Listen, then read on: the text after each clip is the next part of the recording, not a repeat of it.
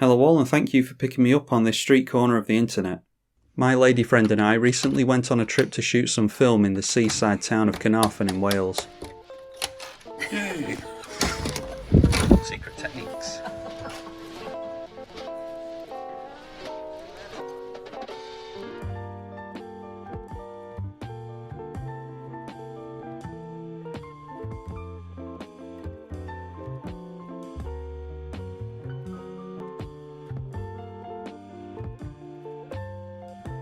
I haven't shot film in years, but a few months ago I was searching for vintage lenses to pair up with my GFX 50R and stumbled across this article talking about all the different Minolta lenses you can adapt. It just so happens that I had an old Minolta SLR I used to shoot with back in the day, and thought if I buy some more rock or glass I could be bad at photography on two completely different cameras.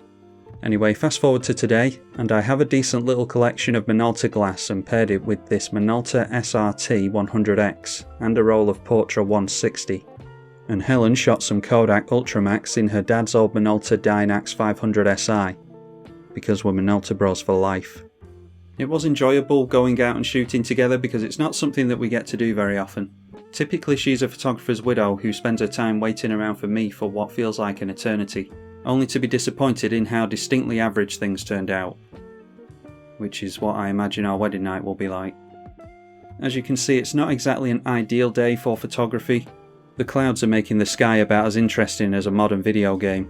That is to say, games aren't as good as they used to be, and neither are these clouds. But we're just getting our sea legs back when it comes to shooting film, and I know that I'm not going to be all that emotionally attached to these images anyway. We're just using this as a trial run and seeing how we like it. And that's just as well, because all the shots you've seen so far have been from Helen's roll of UltraMax.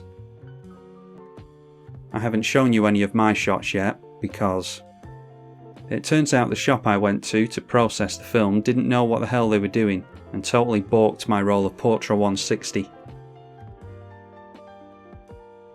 Pretty much every shot's like this, so that's an expensive roll of Portra and 2 days worth of shooting right down the William crapper. You can see how much colour is in the shadows here, and I don't know about you, but where I come from, shadows don't tend to be red. Although this could be fitting because I'm sure the shadows of hell are as red as this, and that's exactly where I felt like I was when I saw these images. There's way more noise in them too, which is exactly how Portra 160 is not supposed to look. It's a film stock that's actually famous for its really fine grain, as we can see in these examples here, which I'll give a link to in the description. But the real telltale sign that something's off here is that the images have a cyan hue across the entire image. I'm no film expert, but I don't think Portra 160 is supposed to look like it was developed in camping ground toilet fluid. The film was in date, and I definitely exposed these images correctly because I was paranoid about using the TTL light meter in the camera, because I haven't used it in so long. So I cross-referenced the settings the camera was giving me with an external light meter and made sure everything tied up properly. And even if I did get some exposure settings incorrect here, it doesn't account for the cyan hue and the red shadows with the noisy image. Plus, just to rub salt in the wound, the scans I paid extra for looked like they were taken with a camera phone from 2012. Seriously, I think my old Game Boy had a higher resolution than this. And this is my issue with film photography. You're ultimately at the mercy of people who you're paying to do the job, actually being able to do their job. And if you've ever existed in the world with other humans, you know that that's probably too much to ask for. I'm not saying this will be a common occurrence for most people, and I'm not going to stop shooting film because of this, but it's really demoralising putting so much time and effort into something that just comes back looking like your kid's painting. You know it sucks, and you try to like it, but ultimately you just want to bin it and move on. I still get the allure of film photography though. It's a surprise how things are going to turn out, and it's sort of like unwrapping a gift whenever your shots have been developed. The problem is it can be a really great surprise, or it can be really disappointing. There's massive peaks and really low troughs in this genre, and I think that's something people need to consider when they take up shooting film. That being said, I do believe I was just really unlucky here, and I'm not going to let that dissuade me. Best way is to get back on the horse and hope you don't get buckarooed the f*** off it again. It is an excuse for me to learn to start scanning and developing my own film though. At least then it'll be me that's at fault and not some random stranger that I'm putting faith in to actually give a shit about my work. I'm hoping I might be able to salvage my images if I can get high-res scans done on my GFX with a macro lens.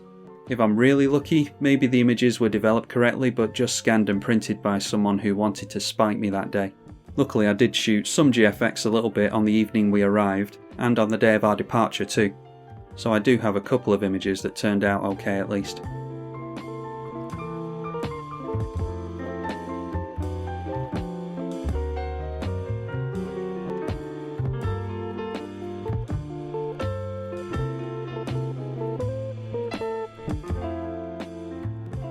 I'll shoot film again. I just need to decide if I want to invest into scanning and development hardware, or if I want to risk sending them off to another company and hoping that they come back alright this time. What's that famous phrase? Fool me once, shame on me. Fool me twice and I must be a complete idiot. Well, time will tell.